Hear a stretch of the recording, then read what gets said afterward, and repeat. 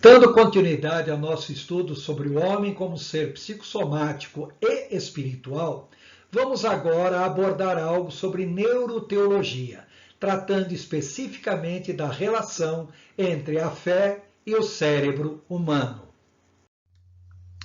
Para começo do nosso assunto, gostaria de fazer a leitura de um texto do Dr. Raul Marino Júnior, do livro A Religião do Cérebro, página 89, que diz: possuímos hoje razoável evidência científica de que existem áreas no cérebro humano responsáveis pela geração de uma consciência espiritual ou religiosa, ali instalada pela própria natureza ou por seu Criador.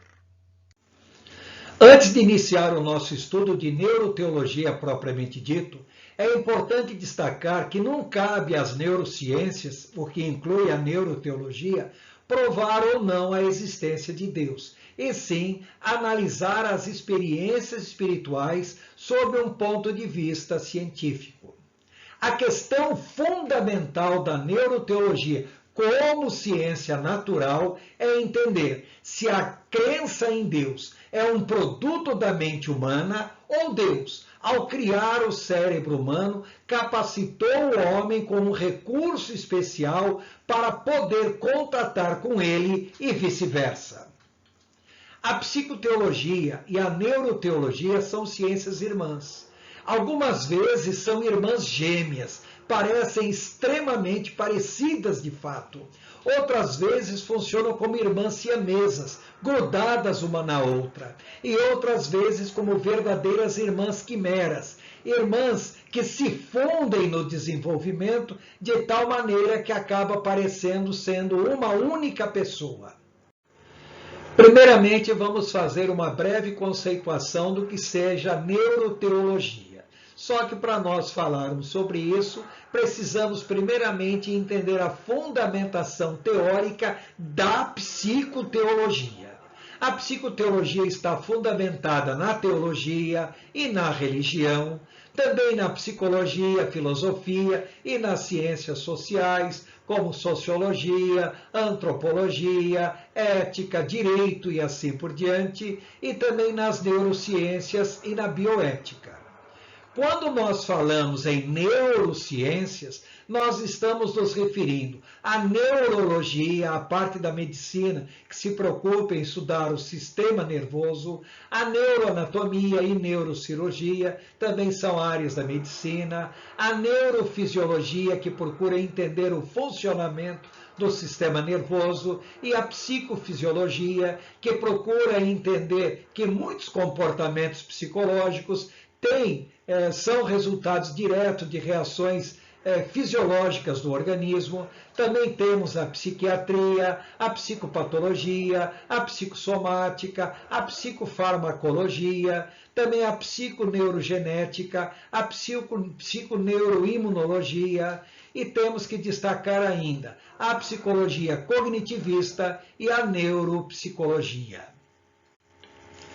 Quando falamos em psicoteologia, as raízes da psicoteologia como disciplina psicoterapêutica remontam a Søren Ab Kierkegaard, que viveu de 1813 a 1855, e também temos que destacar Carl Gustav Jung, de 1875 a 1961. Não são somente esses, mas aqui estou destacando apenas dois expoentes. Como disciplina científica, a psicoteologia começou na década de 1980 com o desenvolvimento das pesquisas neuroteológicas. Então, neuroteologia. A neuroteologia, também conhecida como bioteologia e neurociência espiritual, estuda as experiências e comportamentos espirituais do indivíduo, tomando por base as reações fisiológicas do cérebro humano e não apenas as influências socioculturais, em especial as experiências religiosas. Antes de nós entrarmos em consideração do que realmente trata a neuroteologia, vamos entender os primórdios da mesma. Nós temos que entender que até meados do século XIX e mesmo início do século XX, a religião em si era algo praticamente incontestável. Porém, em 1859, com a publicação do livro A Origem das Espécies, de Charles Darwin, e em 1895, com o Livro dos Sonhos, de Sigmund Freud, que deu origem à psicanálise, a partir dessas duas obras, principalmente, a religião passou a ser combatida e considerada como fonte da maioria dos transtornos psiquiátricos. Embora seja verdade que muitas vezes a religião, quando praticada de uma maneira totalmente disfuncional, pode realmente dar origem a algum tipo de transtorno psiquiátrico, porém generalizar que sempre dará ou que dará origem à maioria dos transtornos psiquiátricos, isso obviamente é um absurdo e são ideias típicas de pessoas que se manifestam como opositoras de qualquer cultura ou de qualquer manifestação religiosa. Mas para entender melhor o que vem a ser neuroteologia, vamos retroceder um pouco mais no tempo. No século II, século III da era cristã, tem o médico Cláudio Galeno, um médico romano de cultura grega, aonde ele procurava entender os temperamentos humanos e, mais do que isso, ele buscava um local para posicionar a alma humana. De acordo com Cláudio Galeno, as 4 cavidades encefálicas, ou os 4 ventrículos que existem dentro da cabeça, para ele, essas 4 cavidades encefálicas eram responsáveis pelas funções superiores do cérebro, pois neles se localizava o espírito, cabendo a cada ventrículo uma das atividades espirituais. E ele enumera as 4 atividades espirituais mais elevadas: memória, fantasia e imaginação, bom senso e também pensamento racional e capacidade crítica.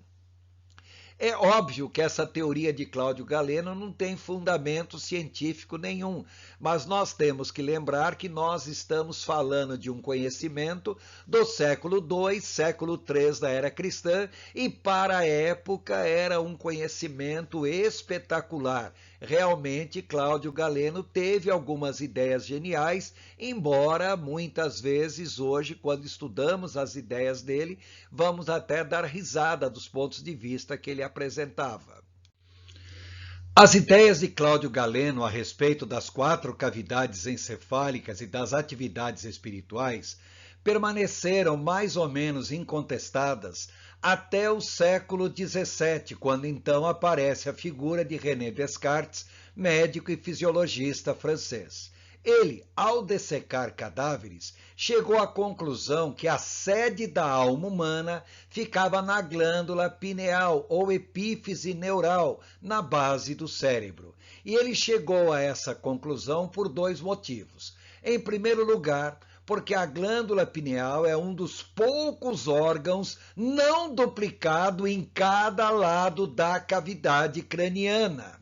E, em segundo lugar, ao dessecar cadáveres de pessoas místicas, ele via um aumento considerável da glândula pineal e ele deduziu logo que nas pessoas místicas, já que essa glândula era um pouco maior do que nas demais pessoas, a dedução óbvia é que esse local era onde a alma humana ou o espírito humano estava localizado. Hoje em dia, nós sabemos que esse aumento da glândula pineal se deve essencialmente devido ao acúmulo de cristais de apatita, que é um material orgânico, um cristal, porém ele tem uma capacidade ou ele tem funções eletromagnéticas bastante definidas. Posteriormente, já em pleno século XIX, aparece a figura do médico francês Pierre Paul Broca, que em 1861 identificou a área relacionada à fala no lobo frontal do hemisfério cerebral esquerdo ao realizar a autópsia de um paciente sifilítico que não conseguia falar, apesar de ter seu aparelho fonador totalmente intacto. Paralelo ao trabalho de Broca, temos também a figura do fisiologista e anatomista alemão Cornobian Brodmann, já no finalzinho do século XIX, início do século XX, onde, ao estudar pessoas que, principalmente devido às guerras ou acidentes ou enfermidades, tinham certas áreas da cabeça afetada, ele foi identificando as áreas cerebrais com diferentes atividades mecânicas, viscerais e funcionais, como nós já comentamos ao estudar a estrutura do sistema nervoso central. Observando-se, por exemplo, nessa figura, nós temos aí as áreas de Brodmann, que são numeradas, onde cada área tem algumas funções específicas. Hoje em dia, nós sabemos que muitas dessas funções são partilhadas por várias áreas distintas. O trabalho de Brodmann foi bastante considerado porque ele foi determinando áreas específicas para atividades específicas. Nessa figura, por exemplo, nós vemos aí o lobo frontal, o lobo parietal, occipital e também temporal, aonde temos por cores indicando as diferentes atividades que cada área é responsável. Bom, de tudo isso que está aí, o que interessa para nós principalmente é localizar na área 38, no lobo temporal, observe que está numa cor marrom, meio esverdeado. Essa área é uma área responsável diretamente pelo controle das emoções, como também a área 48 é responsável também por isso, é a área que nós chamamos de hipocampo. Por que nós estamos destacando essas áreas? Porque nós estaremos falando daqui a pouquinho sobre a relação entre espiritualidade e emotividade. Repare que os trabalhos de Brodmann foram bastante significativos, embora, obviamente, pelos recursos que ele tinha na época, foi um trabalho incompleto, mas, inquestionavelmente, é um trabalho bastante respeitado até hoje, no século XXI em que vivemos.